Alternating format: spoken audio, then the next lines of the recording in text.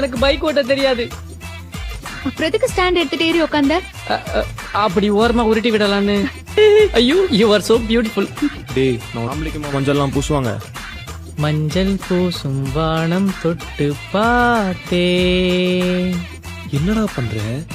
இல்ல மச்சான், நீ மஞ்சள்னு சொன்னியா, அதான் ஃப்ளோல ஒரு சுச்சுவேஷன் சாங்கு. இப்படிதான் கருவாடு செஞ்சு தரணும், உன் வாழ்க்கையே கருவாடா போச்சு.